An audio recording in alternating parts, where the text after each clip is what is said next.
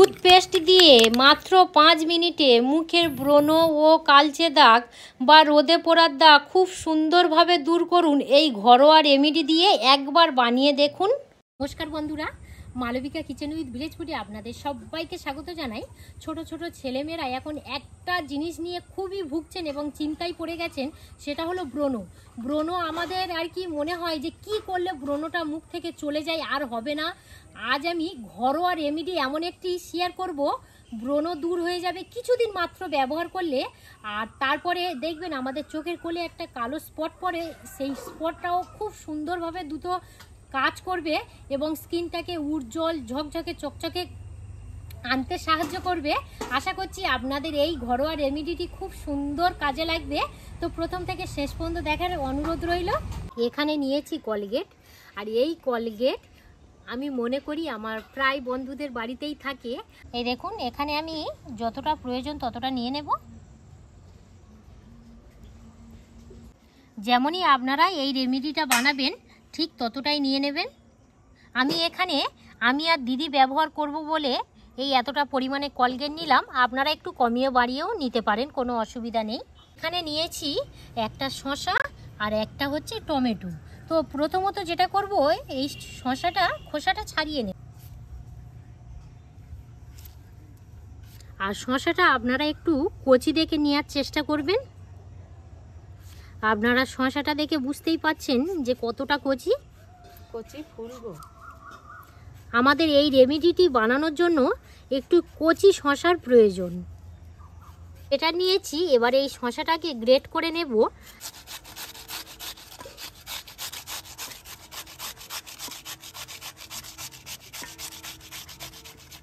এখানে একটা পাকা টমেটো নিয়েছি। আর আমার অনেক বন্ধুরা জানেন যে টমেটো কিন্তু আমাদের স্কিনের জন্য ভীষণ উপকারিতা। আমরা যদি দিনে একটা করে টমেটো খাই, সত্যি বলছি আমাদের শরীরের পক্ষে যেমনই উপকার তেমনই কিন্তু আমাদের স্কিনের মধ্যে উজ্জ্বল আনতে কিন্তু সাহায্য করে এই টমেটো।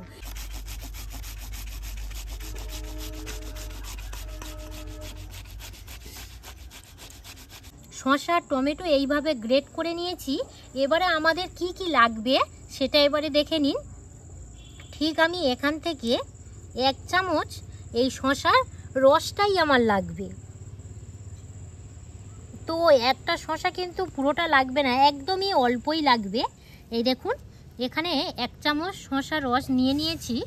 এবার আমি এই কলগেটের মধ্যে দিয়ে দেব।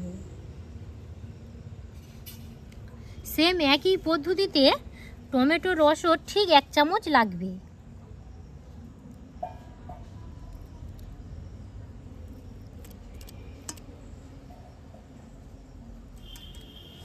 এবার আমি দিয়ে দিলাম,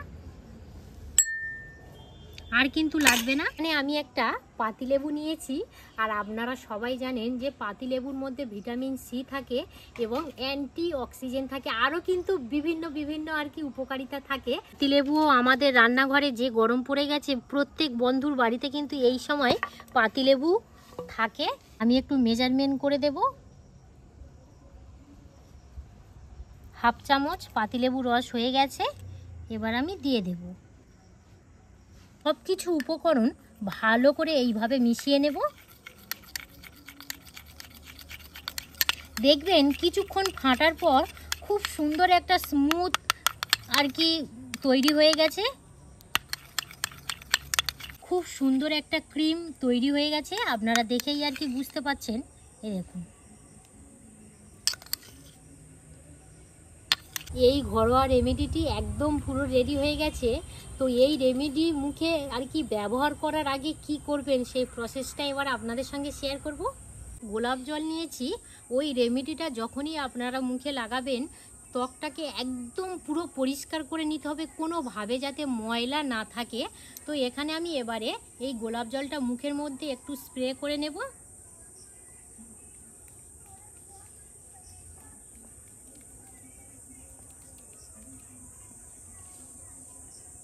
আর এখানে একটু তুলো নিয়েছি।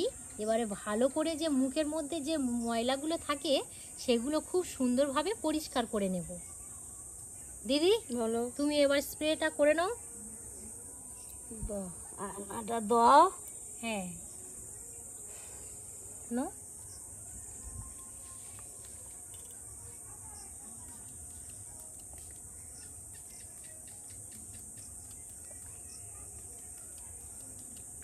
বাবা কতগুলো দিয়েছি দেখো গো।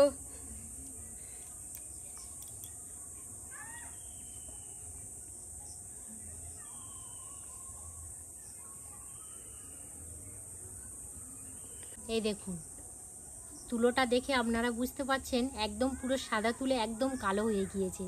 এইভাবে কিন্তু ভালো করে মুখটাকে পরিষ্কার করে নিতে হবে। এবার আমি যে রেমেডিটা বানিয়েছি সেই রেমেডিটা এবারে মুখের মধ্যে অ্যাপ্লাই করে নেব।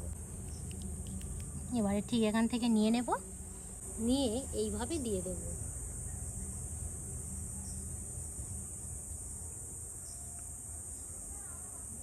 যখনই দেবেন দেখবেন একটা ঝাঁঝ বার হবে, ভয় পাওয়ার কোনো কারণ নেই, আবার কিছুক্ষণ বাদে কিন্তু ঠিক হয়ে যাবে।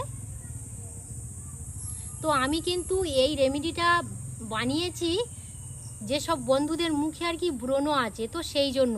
আর যেসব বন্ধুদের মুখে ব্রণ নেই তারাও ব্যবহার করতে পারেন, ওই যে চোখের কোলে আর কি কালো স্পটগুলো তোলার জন্য। ব্রণ আছে দিদির তুলোটা দেখাও, একদম পুরো কালো হয়ে গেছে।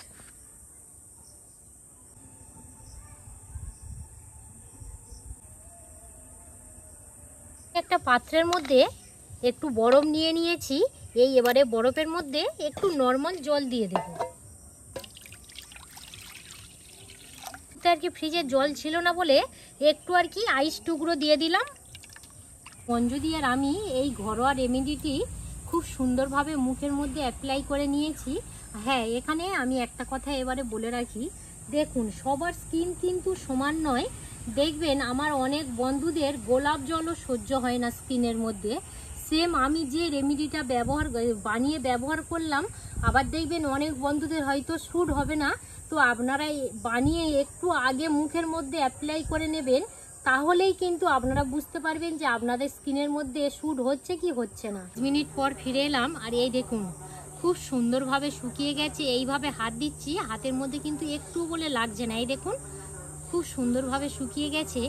এবার আমি এখানে ঠান্ডা জলটা তো রেডি করে নিলাম, আপনারা তো দেখে নিলেন। আর এখানে একটা পিওর সুতির কাপড় নিয়েছি, এইভাবে ভালো করে একটু ভিজিয়ে নেব, ভালো করে এইভাবে মুছে নেব। আর যখনই আপনারা দেবেন একটু কিন্তু পিলপিল করবে, ভয় পাবেন না, দেখবেন আবার 2 মিনিট বাদে আবার ঠিক হয়ে যাচ্ছে। আর এখানে যখনই আপনারা বরফ জলটা ব্যবহার করবেন, স্কিনটা আমি দেখাবো। আমার তো যেহেতু ব্রণ নেই, তো আমার বন্ধুদের যে ব্রণটা থাকবে তারা তো বুঝতেই পারবেন। আর স্কিনটা কতটা উজ্জ্বল করছে আপনারা শুধু দেখুন।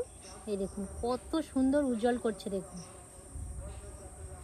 তোমার মুখটা খুব উজ্জ্বল হচ্ছে, তো খুব উজ্জ্বল লাগছে দিদি। দেখবেন অনেক সময় আমাদের মশা কামড়ায়, যদি আপনারা এই রেমেডিটা বানিয়ে ব্যবহার করেন তো সঙ্গে সঙ্গে আর কি মশা যে কামড়ালে একটা ফুলে ওঠে না, আমরা চিন্তায় পড়ে যাই এই ফুলোটা কিভাবে কমে যায়। তো এই রেমেডিটা ব্যবহার করলে খুব সুন্দর, মানে খুব দ্রুত তাড়াতাড়ি ফোলাটা কমে যাবে। বন্ধুরা, মুখটাকে আমি ভালো করে একদম পরিষ্কার করে নিয়েছি, আর কি সুন্দর যে লাগছে আমি বলে বোঝাতে পারবো না, কত সুন্দর লাগছে শুধু দেখুন।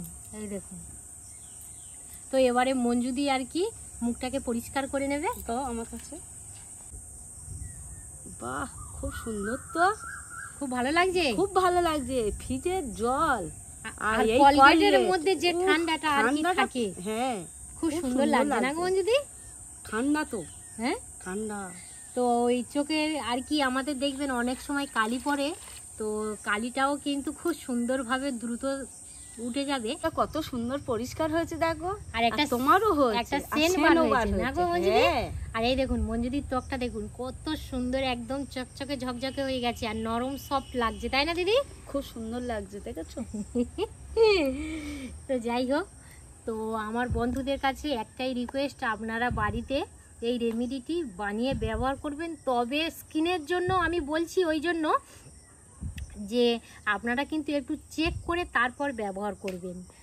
তো যাই হোক, ভিডিওটা আর কি অনেকটাই বড় হয়ে গেল, যদি আপনাদের এই ভিডিওটি ভালো লেগে থাকে, ইউটিউব থেকে দেখে থাকলে বেশি বেশি করে লাইক শেয়ার করে দেবেন। মালবিকা রান্নাঘর ফেসবুক পেজ থেকে দেখে থাকেন তাহলে পেজটা ফলো করে সাথে থাকবেন। আপনারা সবাই ভালো থাকবেন, সুস্থ থাকবেন, সাবধানে থাকবেন। আরও একটি নতুন পর্ব নিয়ে খুব তাড়াতাড়ি আসছি, ততক্ষণে আপনারা আপনাদের খেয়াল রাখবেন। ধন্যবাদ জানাই।